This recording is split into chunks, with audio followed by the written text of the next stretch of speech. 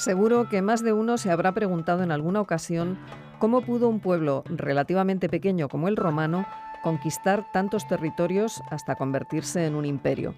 La respuesta nos la dan a continuación Javier Cabrero Piquero, que es profesor de Historia Antigua en la UNED, y un invitado muy especial, el catedrático ya jubilado de Historia Antigua de la Universidad Complutense de Madrid, Federico Lara Peinado, uno de los mayores especialistas en civilizaciones del mundo antiguo de nuestro país.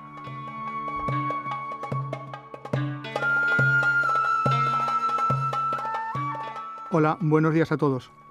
Hoy vamos a trasladarnos a la antigua Roma.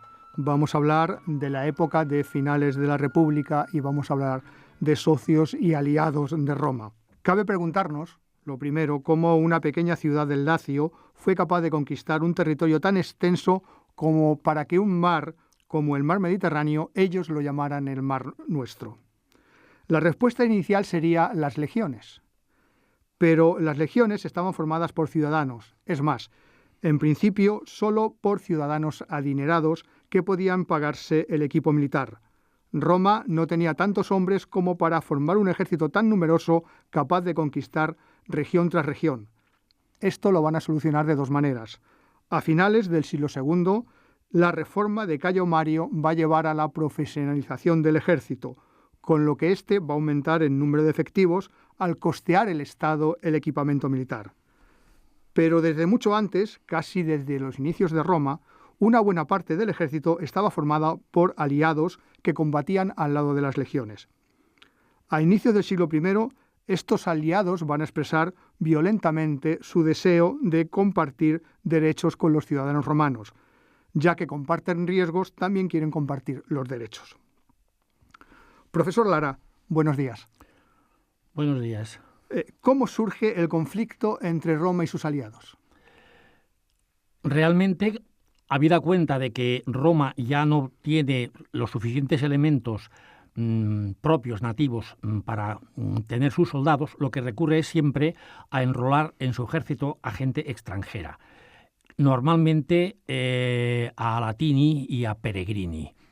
Bien, hay un personaje, Marco Livio Druso, que para tener contentos a esta gente que colabora con los romanos les promete la concesión de la ciudadanía si combaten al lado de Roma. Pero este personaje es asesinado en el año 91 a.C. y con ello se inicia la llamada Guerra de los Aliados o Guerra Mársica o Guerra Social, que dura del año 91 al 88 a.C. No todos los pueblos hacen defección porque, por ejemplo, los latinos, los etruscos y los umbros permanecen aliados a Roma, pero el resto de las tribus del norte, los samnitas, los marsos, los pelignos, etcétera, se enquistan en un territorio, fundan allí una nueva Roma, a la que le llaman Italia, Itálica, cogen una capital llamada Corfinum y ahí se hacen fuertes y hacen, diríamos, frente a Roma, diciendo que o les conceden la ciudadanía o entablan una guerra terrible, cuyo epicentro se tiene lugar en Asculum. El primer suceso sangriento será en esta región, donde se asesina al pretor y a un montón de tropas romanas y, naturalmente, se inicia la guerra en dos frentes, por una parte los marsos y por otra los samnitas. Hay unos personajes, entre ellos Lucio Julio César, una serie de delegados que van siempre prometiendo la concesión de ciudadanía, pero esto no se lleva a cabo y naturalmente se lanzan una serie de enfrentamientos, todos ellos muy sangrientos. Sí, evidentemente se trata de un conflicto interno de Roma, pero me gustaría saber, ¿los hispanos jugaron algún papel en este conflicto? Lógicamente, entre las tropas auxiliares, Roma echa mano de gente aliada, de gente extranjera. Y aquí hay que remarcar que los hispanos, una serie de jinetes procedentes del Valle del Ebro o del Valle del Segre, son incluidos en estas tropas romanas que, por la ayuda que les prestan a los romanos, les concederán la ciudadanía. Y esto lo conceden en virtud de una ley, la Lex Julia de Civitate Latinis et Sociis Danda, que la había publicado Lucio Julio César, y que después, en manos del, vamos a llamar, el legado consular que manda en Asculum, que es Gneo Pompeyo Estrabón, pone en práctica esa ley y concede a esos españoles, a esos hispanos, la ciudadanía romana. Son los primeros españoles en ser cives romani. Entonces, esta ley la conocemos por un texto escrito sobre bronce, ¿no? ¿Es así? Es el famoso bronce de Ascoli.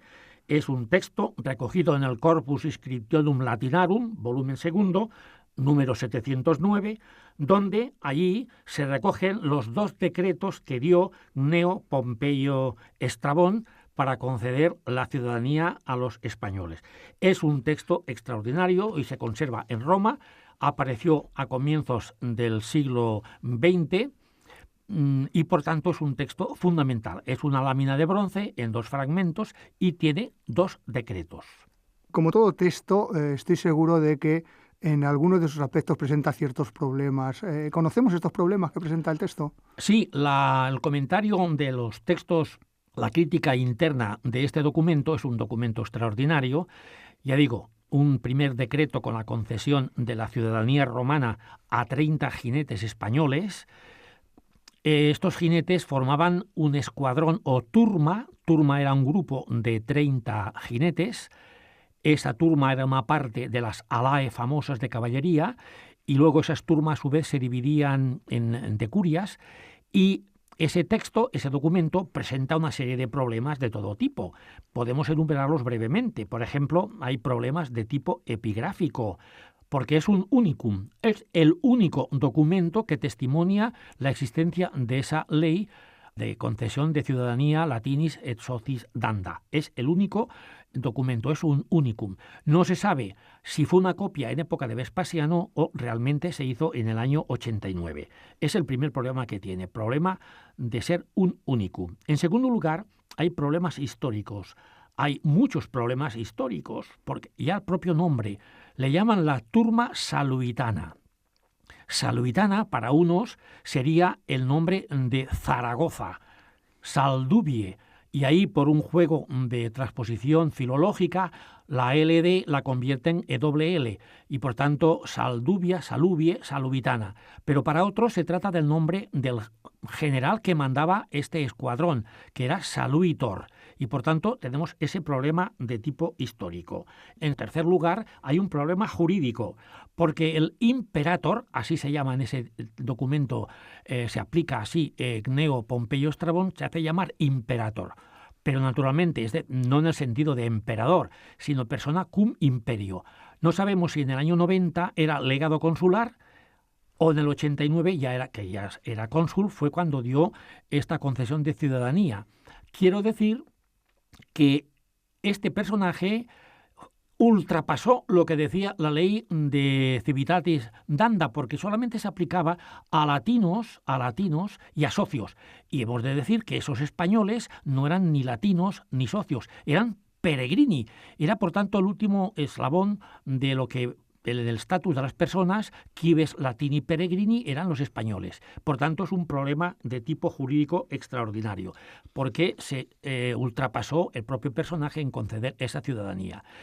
Y también técnicamente tiene otros problemas, porque todo decreto, en este caso de la concesión de ciudadanía, tiene que tener 3 partes. La llamada praescriptio, es decir, el praenomen, el nomen y la fecha del magistrado que propone la ley.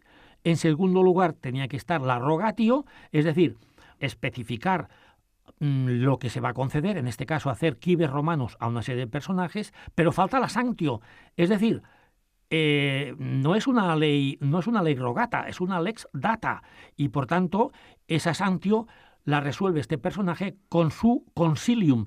Él iba acompañado, este Gneo Pompeyo Estrabón, de 59 jóvenes en su staff, que por donde iba siempre los llevaba consigo, y curiosamente eran una gente de grandes familias romanas. Por ejemplo, estaba Sergio Catilina, por ejemplo, estaba Cicerón, por ejemplo, estaba Dolabella. Es decir, una serie de personas que en el año 90-89 estaban iniciando su currículum. Por tanto, es un problema añadido porque hay 59 personas de la sociedad romana.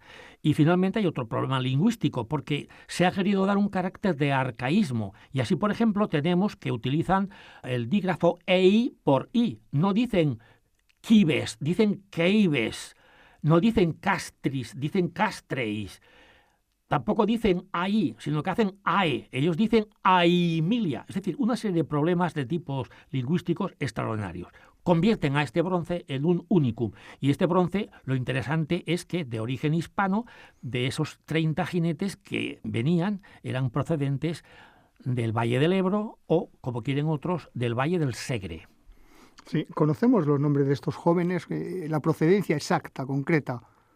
El bronce dice la procedencia exacta. Se inicia con el nombre de 4 personajes que no tienen grupo étnico.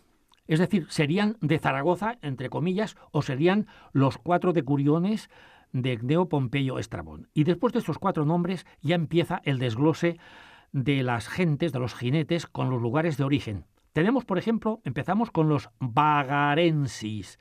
Vagarensis es una localidad que hay que situar en el Bajo Llobregat, en Barcelona. Tenemos los auquenses, que sería un pueblo de Lérida, Uchesa. Tenemos los ilerdenses, que serían de Ilerda. Los vegensis, del pueblo de Balaguer, en Lérida. Los gesienses, de la comarca de la Segarra. Los enegensis, de un pueblo actual llamado Liñola. Los libenses, de otra localidad leridana llamada Libia.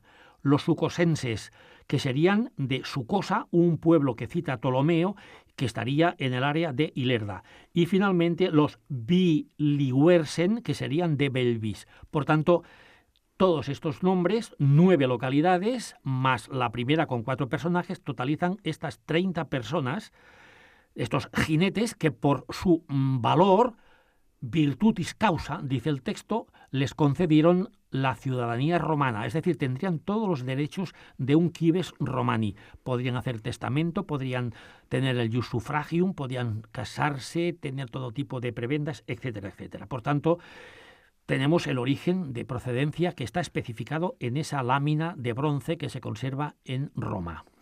Bien, profesor, nos estamos quedando ya sin tiempo. Tenemos una serie de ciudadanos hispanos que se les concede la ciudadanía romana, pero ¿esa ciudadanía la respetaron las leyes posteriores? ¿Cómo aceptaron este hecho? Bien, Roma lo que intentó siempre es de extender la ciudadanía a toda la gente que estaba en su ámbito político, por varias razones, una de tipo económico, de tipo impositivo, y lo que vemos a través de la serie de leyes que se dieron sucesivamente después de esta concesión, vemos cómo Roma ha ido ampliando el espectro de concesión de ciudadanía. Y así tenemos la Lex Plauta Papiria, dada por 2 personajes, un tal Plautio y un tal Papirio, del año 89, donde se concede la ciudadanía a todos los aliados que lo soliciten al pretor. Es decir, complementa la ley anterior que habíamos visto. Luego le sigue la Lex Pompeia. O sea, Gneo Pompeyo Estrabón vuelve a dar una ley mediante la cual concede el derecho latino a la Galia Cisalpina. Luego sigue el Ius Lati de Vespasiano, en el año 77 después de Cristo, donde concede el derecho latino a toda Hispania. Es decir, es un más allá de esta ley del bronce de Ascoli. Y finalmente, como todos sabemos, con el emperador Caracalla, en el 212, en virtud de la Constitutio Antoniniana, se concede la ciudadanía a todos los ciudadanos del Imperio Romano. Por tanto, esta guerra mársica que se inició con esa serie de personajes de sangría y de luchas, incluso entre Mario y Sila también en los últimos momentos tienen algunos problemas, hace que poco a poco Roma, con esa visión que tenía, concede a todos sus súbditos la titularidad de ciudadanos. Gracias, profesor Lara. Es una guerra que acabó con bien, fue el principio de una larga historia en la que todos acabamos siendo ciudadanos romanos y en la que todos seguimos siendo ciudadanos romanos. Muchas gracias, profesor Lara. Buenos días. Muchas gracias.